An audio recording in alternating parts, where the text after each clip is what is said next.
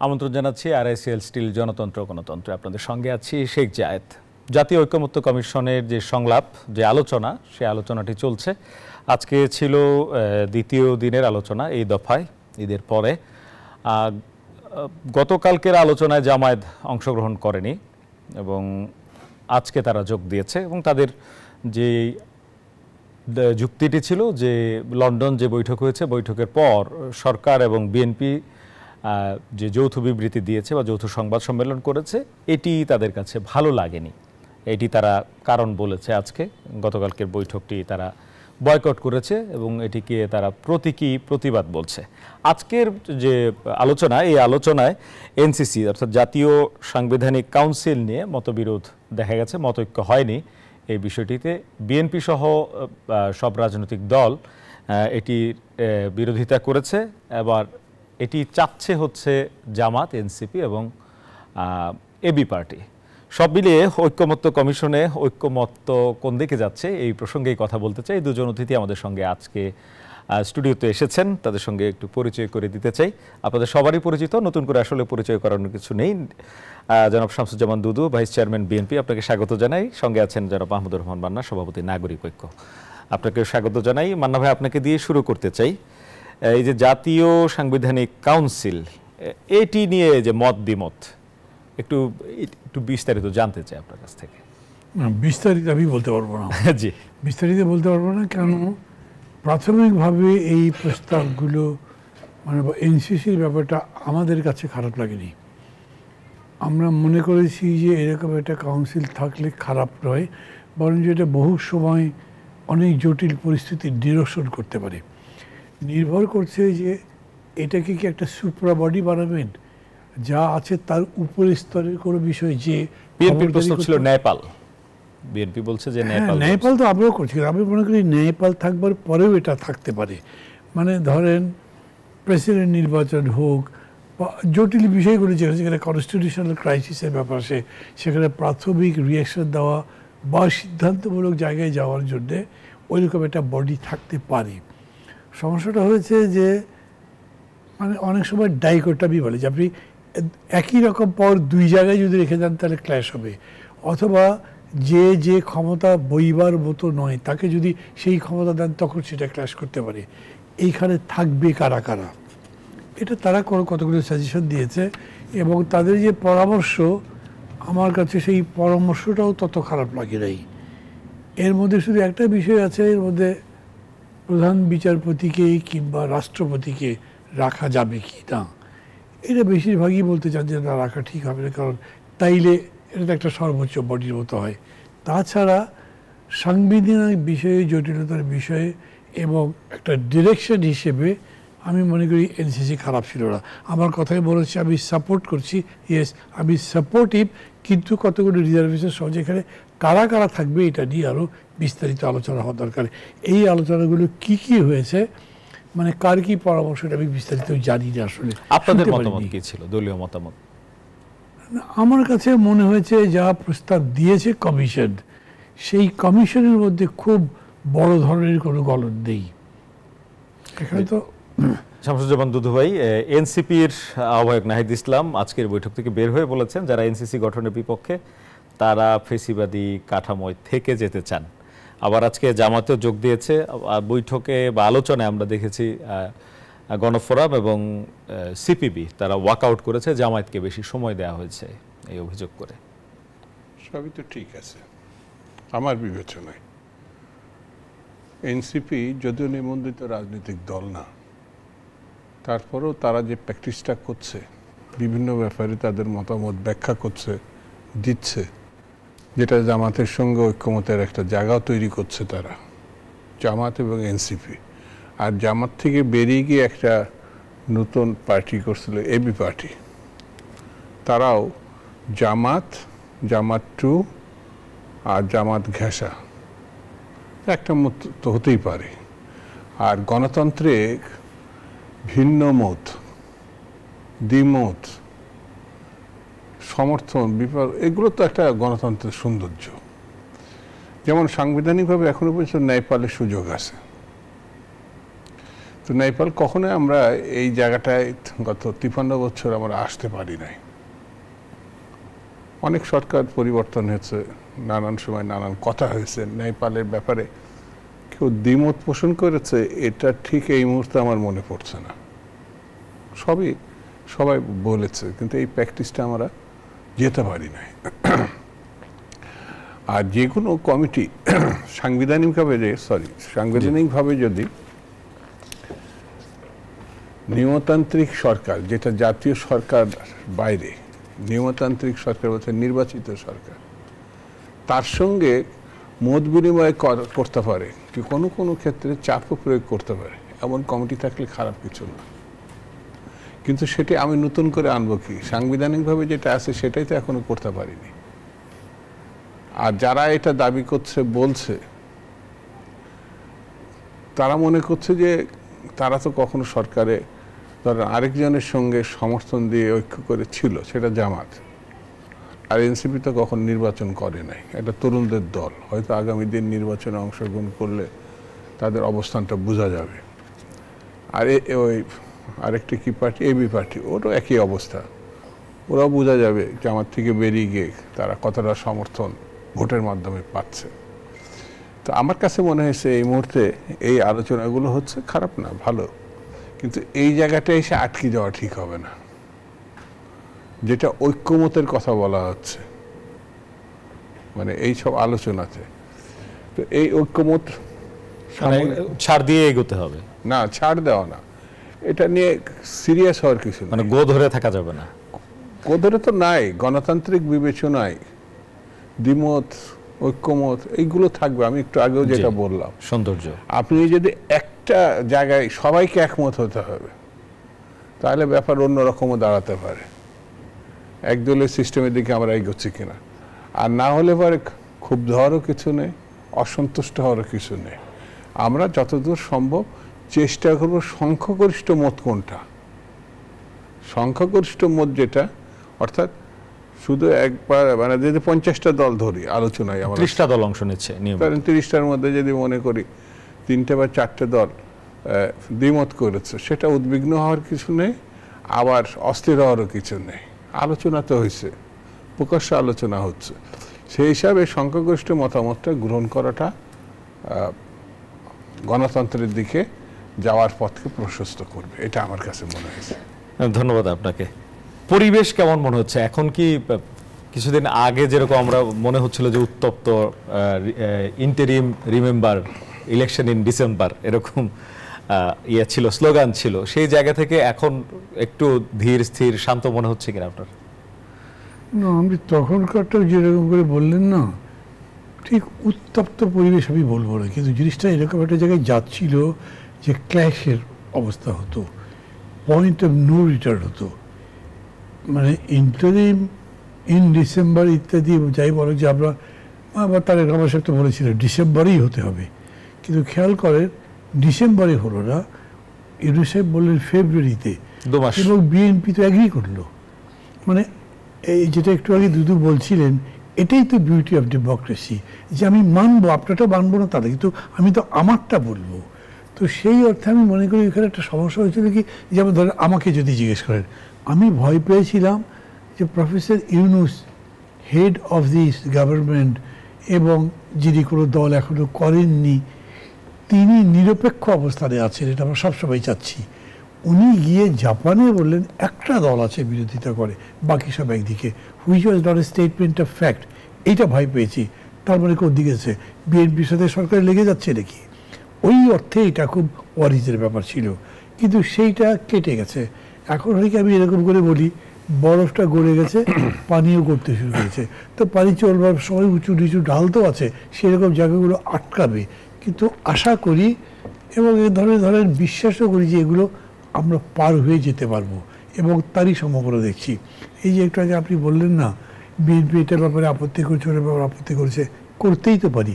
এমন হতে পারে ধরেন 30টা দল মিলে বসে কথা বলছে, 25টা দল একটা কথা বললো, আমি আছি 5টা দলের মধ্যে, আমি এটা এগ্রি করতে পারি, আমি মনে করি সর্বনাশ।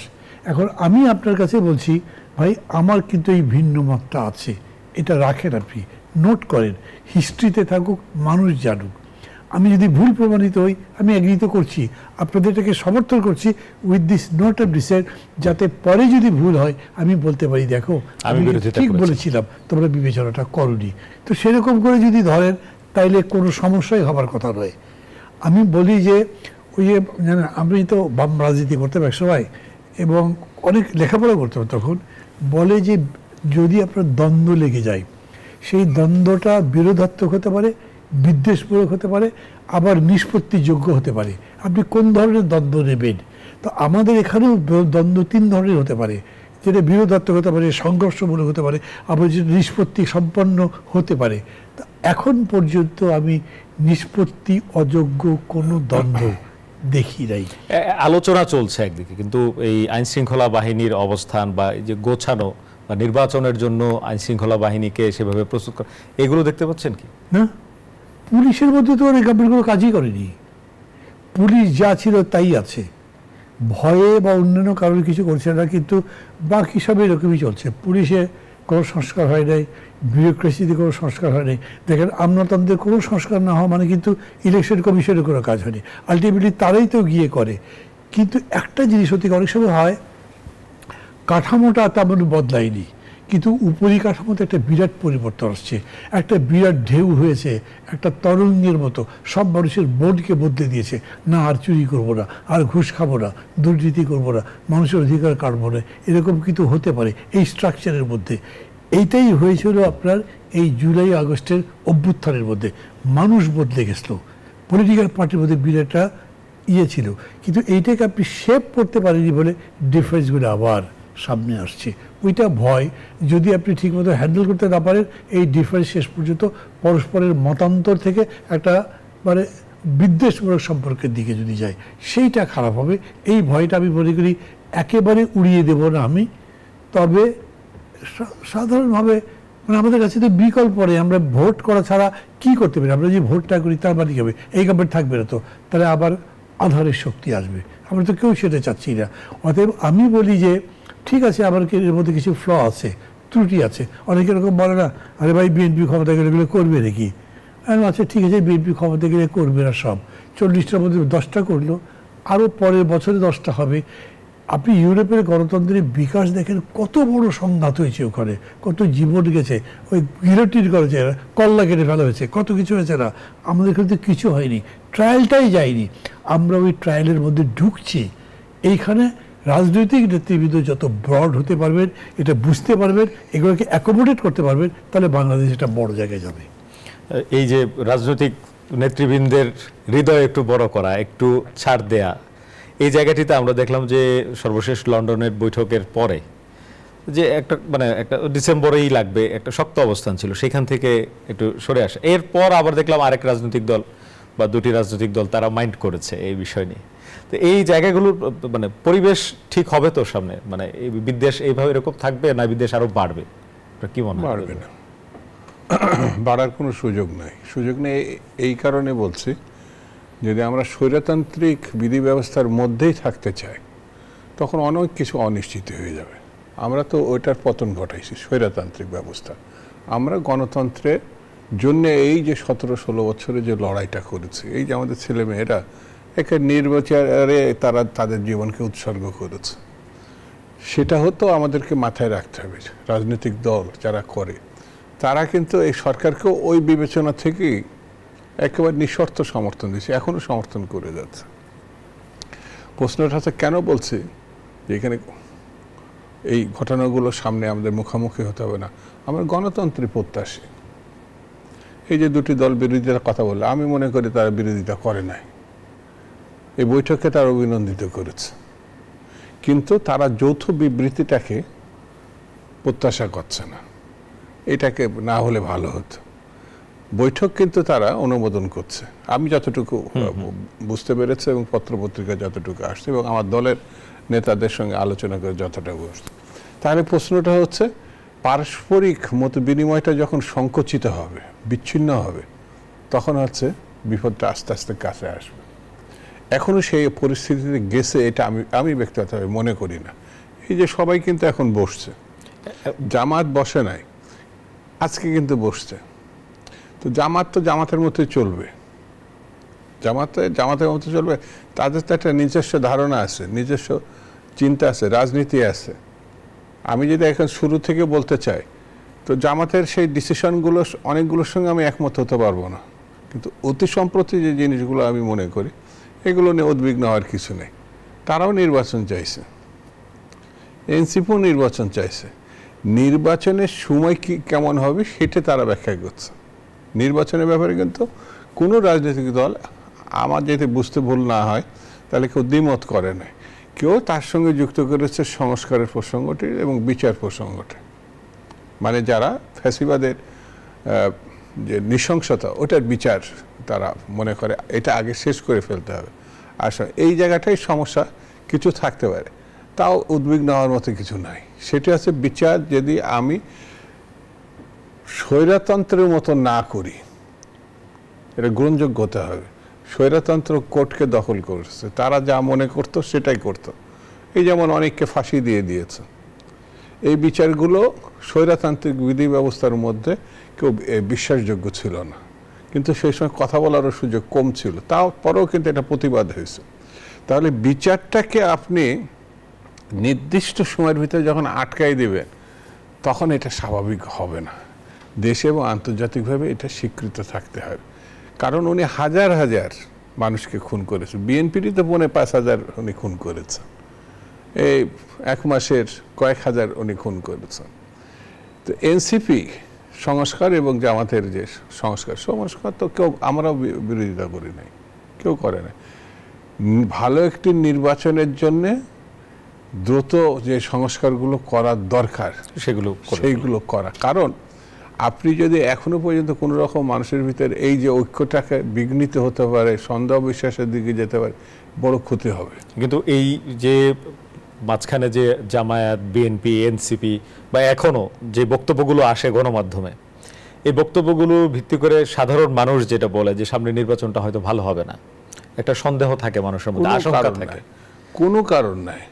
এবং সেইটাকে টার্গেট করে সরকারের কি এরকম প্রস্তুতি দেখছেন? আইন শৃঙ্খলা বাহিনী গোছানো, আইন শৃঙ্খলা বাহিনী এখানে মানে ওটাকে সামনে আনা, প্রশাসনকে সামনে আনা, দেখতে হবে বিধি ব্যবস্থাটা কি আছে।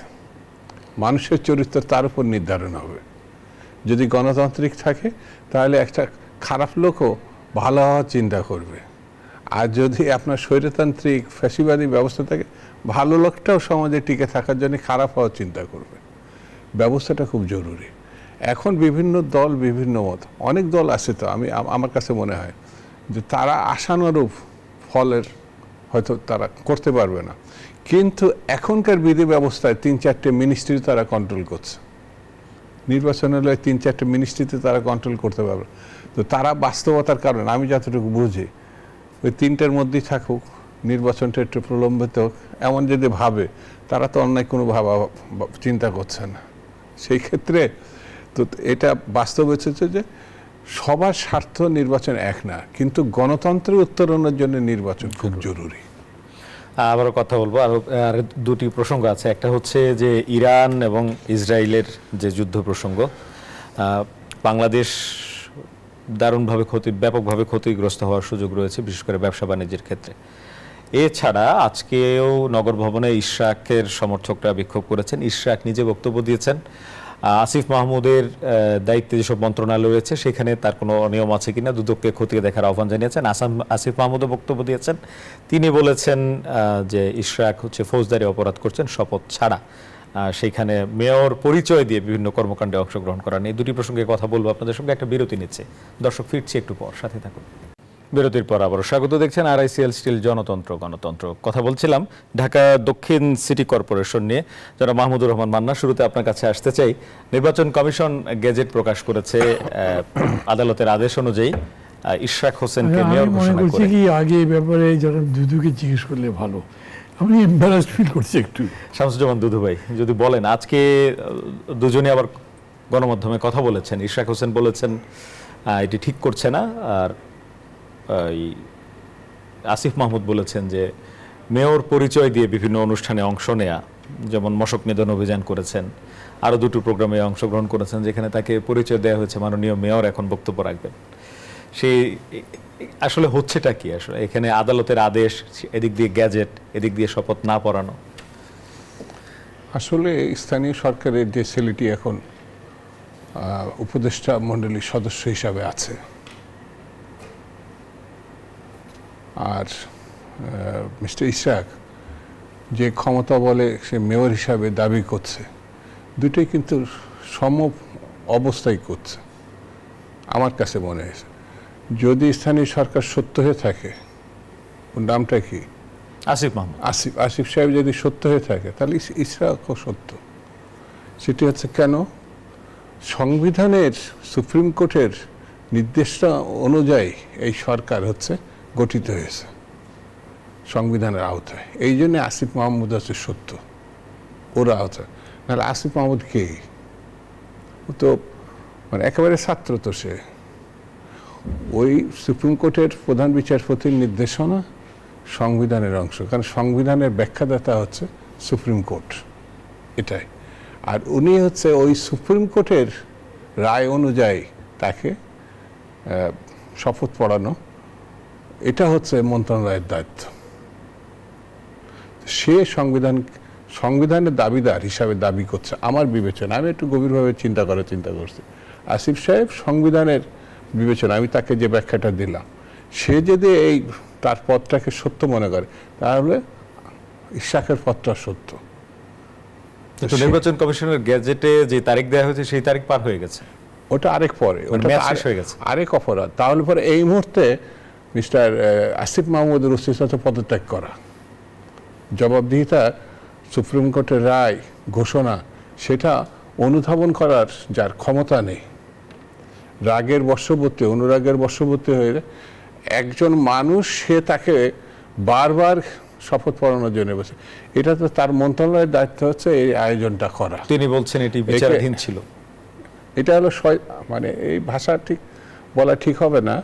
আমাদের এক্সাম্পল আছে চট্টগ্রামে আরেকটা মানে ডাক্তার শাহাদাতের, তো ওটা যদি সত্য হয়ে থাকে, আসিফ যদি সত্য হয়, তাহলে ইসরাক কেন মিথ্যা হবে? আমার মনে হয় একদিন এই কারণে আসিফের বিচারের মুখোমুখি হওয়ার প্রশ্ন দেখা দিবে, সংবিধান লঙ্ঘনের কারণে। ইসরাক মেয়রের দায়িত্ব নেবে কিনা বা তার শপথ আগামী দিনে পালন করা হবে, সেটা আরেকটা। কিন্তু আমার কাছে মনে হচ্ছে ইসরাক আইনের জায়গায় আছে, কিন্তু আইন লঙ্ঘন করেছে আসিফ। সে হলো মানে সুপ্রিম কোর্টকে অস্বীকার করেছে, আইনকে অস্বীকার করেছে, মন্ত্রণালয়ের নিয়ম বহির্ভূত মানে যেটা কনভেনশন অতীত হয়েছে সেটাকে সে অস্বীকার করছে। ওর হয়তো ফৌজদারির অপরাধে একদিন বিচারের মুখোমুখি প্রশ্ন দেখা দেবে। এই জায়গায় বিএনপির অবস্থান কি এখন? এই বিএনপি আইনের পক্ষে থাকবে। আইন ছাড়া তো গণতন্ত্র না। আর গণতন্ত্রের জন্য যে লড়াইটা বিএনপি করছে, অনিয়মের বিরুদ্ধে যেতে পারে না। সুপ্রিম কোর্টের নির্দেশনা থাকার পরে যদি কেউ এটা অন্যায়ভাবে না করে, তো সে অন্যায়কারীর পক্ষে তো বিএনপি যেতে পারে না কখনো। তো এটা সমর্থনযোগ্য না। আপনি যদি গণতান্ত্রিক বিধি ব্যবস্থা মানেন, হ্যাঁ বলতে পারেন যে ইয়ের কার্যক্রম, নির্বাচন কমিশন মানে ওই যে কি মন্ত্রণালয়, সরি সিটি কর্পোরেশনের কার্যক্রমটা বিঘ্নিত হচ্ছে, ব্যাহত হচ্ছে, এটা সাধারণ মানুষের ক্ষতিগ্রস্ত। হ্যাঁ অবশ্যই ক্ষতিগ্রস্ত হচ্ছে। এই জন্য 1 নম্বর দায়ী হচ্ছে আসিফ, 1 নম্বর দায়ী হচ্ছে সরকার, 1 নম্বর দায়ী হচ্ছে আইন যে পালন করে না সেই দায়টা ইসরাকের ঘাড়ে দেওয়ার চেষ্টা হচ্ছে। মাহমুদুর রহমান মান্না, এবার যদি বলেন এইখানে গেজেটে যে সময় দেয়া হয়েছে সেটি পার হয়ে গেছে, আমি ওনাকে বলতে বলেছিলাম কেন আপনি শেষে প্রশ্নটা করলেন না, বিএনপির পজিশন কি? উনি বলছেন উনি বিএনপির একজন নেতা, এবং নেতা মানে উনি পরিচিত স্বীকৃত নেতা, উনি বলছেন। কিন্তু বিএনপি দলগতভাবে কিছু বলেনি আমার যতদূর মনে হয়। এটার মধ্যে অনেকগুলি লিগ্যাল ইমপ্লিকেশন আছে। আর আমি বলতে একটু মানে এম্বারেস ফিল করছি, আমি অত ল বুঝি না। যেমন ধরুন শেষে যেটা দেখলাম, সুপ্রিম কোর্ট কি বলেছে, তারা রিপ্রিমান্ড করেছে লোয়ার কোর্টকে যে এইটা তাদের কাছে পাঠানো হয়েছে কেন, এটা তাদের বিষয় নয়, এটা হচ্ছে ইলেকশন কমিশনের বিষয়। এই যে এইটা তা জাস্টিফাইড বা থেকে শপথ পড়ানো যায়, বা যেটা একটা দায়িত্ব দেয়, এই জাজমেন্ট কে দিয়েছে? লোয়ার কোর্ট দিয়েছে। তার মানে এগুলো নিয়ে একটা জটিলতার মতো ব্যাপার এখানে আছে। আমি বলছি যে ধরেন আমি যেহেতু এই ব্যাপারে একটা চূড়ান্ত কথা বলবার মতো জ্ঞান রাখি না বা আমি অত বেশি ভালো জানি না, আমি চাইব যে ব্যাপারটা উভয় পক্ষ একটা যুক্তির মধ্যে দিয়ে নিষ্পত্তি করুক। কিন্তু এখানে শেষে যেটা দাঁড়ালো সেটা হচ্ছে ইশরাক গিয়ে নিজেই দায়িত্ব নিয়ে নিলেন শপথ ছাড়া। শপথ ছাড়া কি উনি দায়িত্ব নিতে পারেন? পারেন না, আমি যতদূর জানি। মানে তার বাকি কাজ দিয়ে আমার কোনো কথা হচ্ছে না। আমি একটু আগেই বলেছিলাম, আর জানেন তো বোধহয় আমি 2 বছর যে জেল খেটেছি, আমার মামলার সহযোগী আসামি ছিলেন তার পিতা। তার সাথে আমরা একটা টেলিকনভারসেশন দিয়ে, হুইচ ওয়াজ ব্লাফ টোটালি। যাই হোক, তো তার পিতা মারা যাওয়ার পরে উনি যেরকম করে দায়িত্ব নিয়েছেন, কাজ করছেন, মানে সব কিছু প্রশংসাই করতে হয়। কিন্তু এই জায়গাটা প্রপার কিনা, ধরেন উনি যদি অপেক্ষা করতেন তাহলে কি হতো? উনি যৌক্তিক জায়গায় থাকতেন, হ্যাঁ, অপেক্ষা করলে যৌক্তিক জায়গায় থাকতেন। এখন তো মানুষ প্রশ্ন করতে পারছেন, হোয়াট ইজ দিস? তুমি গিয়ে জোর করে নিয়ে নিলে তো এটা, তোমাকে কোনো লফুল এজেন্সি তোমাকে দেয়নি, তোমাকে লিগ্যাল কিছু দেয়নি, তার এইটা ক্রিয়েট করবার দরকার কি? উনি যেইভাবে এখন মেয়র, তার চেয়ে এমনি তো ভালোই ছিলেন, এটা খুব একটা তফাৎ করেনি। কিন্তু উনি মেয়র হলেন, আনুষ্ঠানিকভাবে একটা অভিষেক হলো বা যেরকম হলো, এরকম কিছুই হয়নি। সেসব দিক থেকে যদি দেখেন, আবার আমি বলি লিগ্যাল ইমপ্লিকেশনটা সম্পর্কে আমি নিজেও প্রশ্নবিদ্ধ, আমি খুব পরিষ্কার নই। কেন সুপ্রিম কোর্ট বলল না এইটা জাজমেন্টটাই করো? মানে ধরেন তাকে যে কনস্টিটিউশন ভায়োলেট করবার বা সুপ্রিম কোর্টের আদেশ ভায়োলেট করবার অভিযোগ দেবেন, আই এম নট শিওর এটা জাস্টিফাইড কিনা। তারপরে কথা হচ্ছে যে এইটা কোন কোর্টে গেল, কখন গেল, তারা কি জাজমেন্ট দিলেন, এগুলো একটা প্রসিডিউরাল ব্যাপার করলে আপনি লর প্রতি সাবমিসিভ থাকলে তাই ভালো। দেখেন কত সিনেমা হয়েছে আমাদের দেশে, বাস্তব আছে। আমি এই যে সেই কাশিমপুর 2-এ মানে সিকিউরিটি যেটাকে বলে হাই সিকিউরিটি, সেখানে ছিলাম। আমি আসামি দেখেছি জানেন 40-45 বছর ধরে জেল কাটছে, এবং এরকম একটা লোকের সাথে বিকেলে হাঁটতে হাঁটতে আমি কথা বলছি, জিজ্ঞেস করছি কতদিন, কয় বাবা রে কত বছর আগে আসি, ভুলে গেছি তো, ছোট ছিলাম, এখন তার চুলদাড়ি পাকা, একদিন ধরে আছে। হ্যাঁ, কেন? সে বলছে একটা ভুল মামলায়, মিথ্যা মামলায়। তাছাড়া কত হয়েছে না এরকম দেখা গেছে যে ভুল মামলা গেছে, ওদের কিন্তু কিছু করার নেই। ওই মানুষ ভাবতে পারে বা সাধারণ মানুষ ভাবতে পারে তার মানে ক্ষমতা থাকলে সবই করা যায়। আমরা নিরীহ মানুষ কিছু করতে পারছি না। এই জায়গায় মানে বিএনপির কিংবা বিএনপি বলা, বিএনপি তো কিছু বলেনি এখনো, ইশরাকের অনেক বড় হবার সুযোগ ছিল। এই জায়গায় একটু প্রশ্নবিদ্ধ সে হয়তো থাকবে, আমার তাই মনে হয়। দোস্ত ভাই, এটা কি বিএনপি টেক কেয়ার করছে এই ইস্যুটা বা প্রসঙ্গটা? যেহেতু তার পিতা বিএনপির ভাইস চেয়ারম্যান ছিল, মেয়র ছিল, মন্ত্রী ছিল, আর সেও বিএনপির প্রার্থী ছিল, এটা টেক কেয়ারের ব্যাপার না। একজন একটা জটিল অবস্থা হয়ে আছে, এটা সমাধানের কোনো জটিল মনে করি না। কোর্টের নির্দেশনা আছে, কোর্টের হাইকোর্ট সুপ্রিম কোর্ট পর্যন্ত গেছে, সে এটা নির্বাচন কমিশনকে মানে সুপ্রিম কোর্ট দেখার জন্য বলেছে। এখন মনে হচ্ছে যে দেশে কোনো সরকারই নাই, এটা কারো কোনো দেখার দরকার নেই। মানে একটা অদ্ভুত না, নির্বাচন কমিশন হা করে বসে রয়েছে কিসের জন্যে? তারপরে আবার যে মন্ত্রীর পদমর্যাদায় উপদেষ্টা, মানে এটা অদ্ভুত। আমি একজনকে শপথ পড়ালাম, আরেকজনকে পড়ালাম না, এখন দৃষ্টান্ত রয়েছে, একজনকে পড়ালাম, একজনকে পড়ালাম না। তো তারও তো একটা ব্যাখ্যার প্রয়োজন আছে। সে যদি মনে করে যে আগেরটা ভুল হয়েছে, তাহলে তাকে পদত্যাগ করা। নির্বাচন কমিশনকে সাংবাদিকরা প্রশ্ন করেছে, নির্বাচন কমিশন বলেছে আমাদের গেজেট প্রকাশ পর্যন্তই কাজ। হ্যাঁ, তো এই যে মানে একটা অদ্ভুত, সেখানে একটা ব্যক্তি যদি তার পার্টিও কথা না বলে, যেমন বিএনপি এ ব্যাপারে পক্ষে বিপক্ষে কিছু বলে নাই, তো সেই প্রার্থীটা সে মনে করেছে যে আইন প্রতিষ্ঠা করা তার দায়িত্ব। আমরা তো এভাবে নিতে পারি, আইন প্রতিষ্ঠা করার দায়িত্ব। যেমন ছেলেরা মনে করেছে স্বৈরতন্ত্র থাকবে না, বুকের রক্ত দিয়ে হবে। এটা তো আইন দিয়ে হয় নাই, এটাতে আইন দিয়ে এই স্বৈরতন্ত্রকে আমরা রুখতে পারি নাই।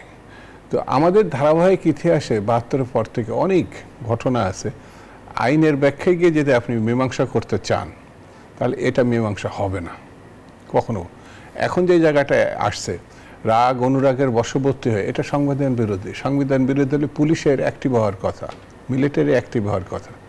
সংবিধান বিরোধী তো ওই চেয়ারে বসে মানে অন্যায় আবদার কেউ করতে পারে না, তাকে পুলিশ অ্যারেস্ট করবে, মিলিটারি যদি পুলিশ না পারে মিলিটারি করবে।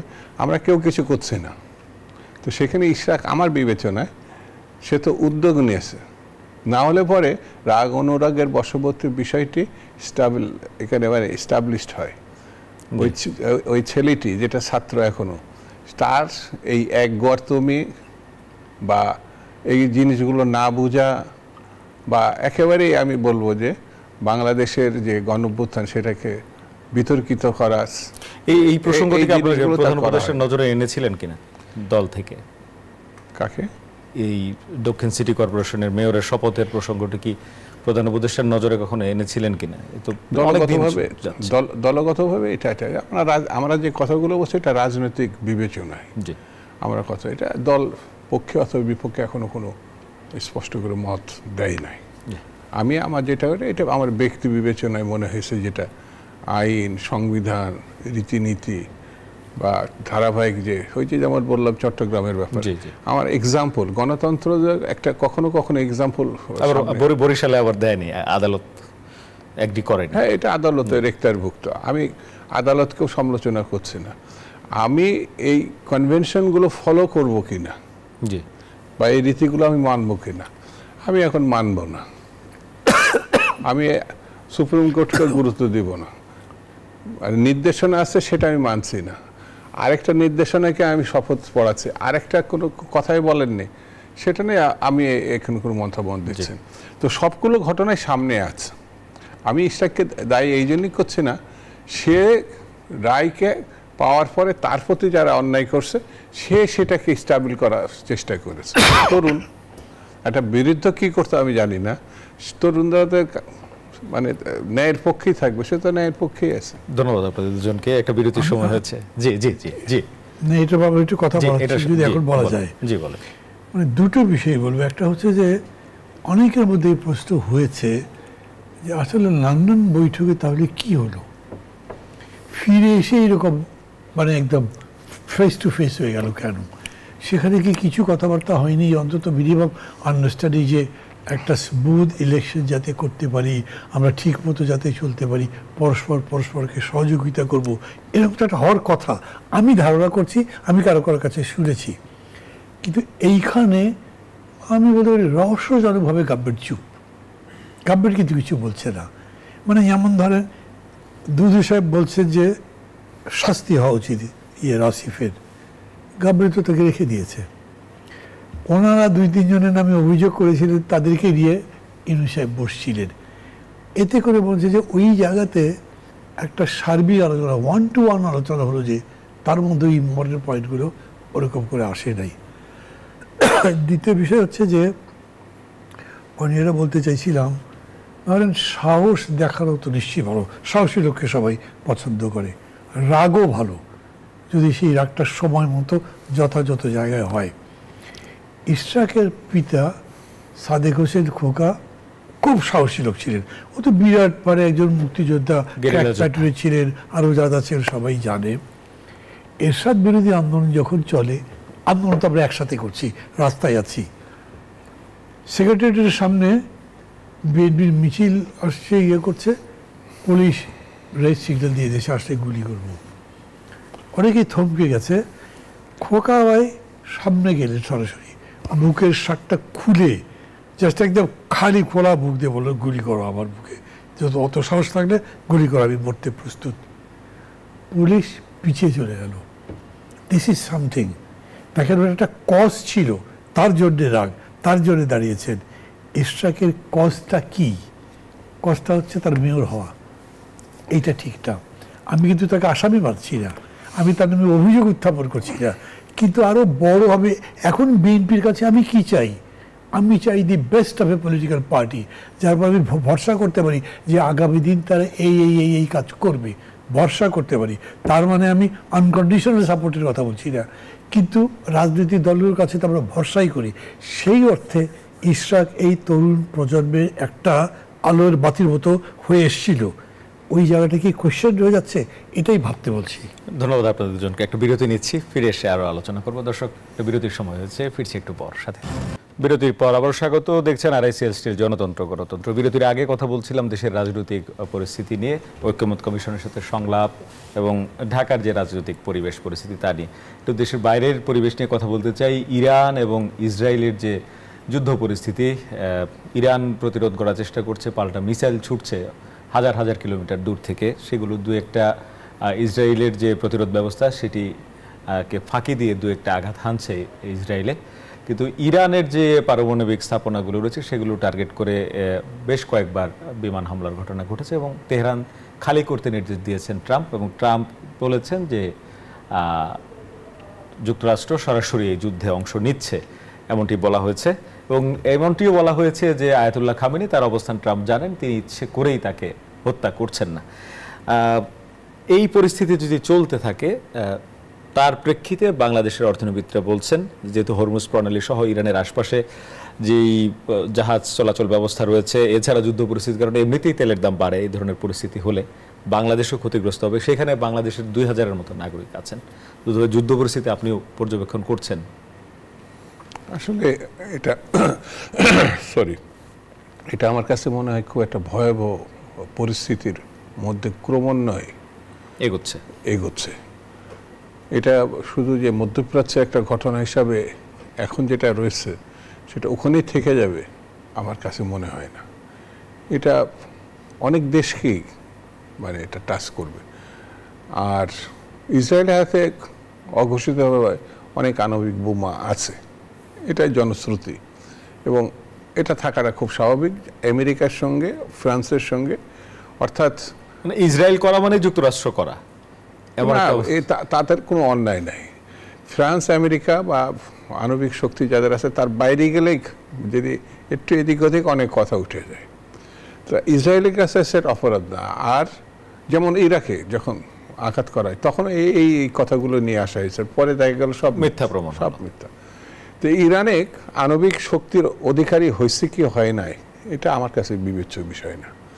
তারা এখানে আমি কিছুক্ষণ আগে একটা লেখা পড়ছিলাম, একটা পত্রিকা দৈনিকে এসে যে ওরা ইহুদি বাইবেলের এটাকে অনেকটা ধর্মযুদ্ধের মতো ওরা মনে করে, হ্যাঁ, যে তাদের ধর্ম রক্ষা করতে গেলে মানে মিডল ইস্টে এরা নিশ্চিহ্ন হতে হবে। আলেক না একটা সম্প্রদায়কে, যেটা ফিলিস্তিনে, সেখানে একটা নির্দেশনায় আছে যে নারী, পুরুষ, শিশু, বৃদ্ধা এবং তার সঙ্গে যারা সবকিছু সম্পদ তারা নিশ্চিহ্ন করো। এই আয়াতের মধ্যেই আছে ওই হিব্রু ভাষাতে, এবং আজকে আছে, প্রথম আলোতে বলে দিই এটা লেখা আছে। তো যেটা গাজাতে আমরা লক্ষ্য করেছি, এবং সেখানে নেতানিয়াহু কিন্তু ওই আলেক সম্প্রদায়ের উল্লেখ করেছে তার যোদ্ধাদের কাছে, বক্তৃতা বিবৃতিতে আলেক শব্দটা ব্যবহার করেছে। তো সেই জন্যে আমার কাছে কেন জানি মনে হচ্ছে তারা নিশ্চিহ্নের পথের দিকে এগোচ্ছে, এবং তার পিছনে যে সাপোর্টটা এটা আরও মারাত্মক। আমেরিকা এবং আমেরিকার বর্তমান রাষ্ট্রপতি কথাগুলো আমি ঠিক বুঝতে পারি না, সকালে যেটি পড়ি একরকম দাঁড়ায়, বিকালে পড়লে পরিবর্তন হয়ে যায়।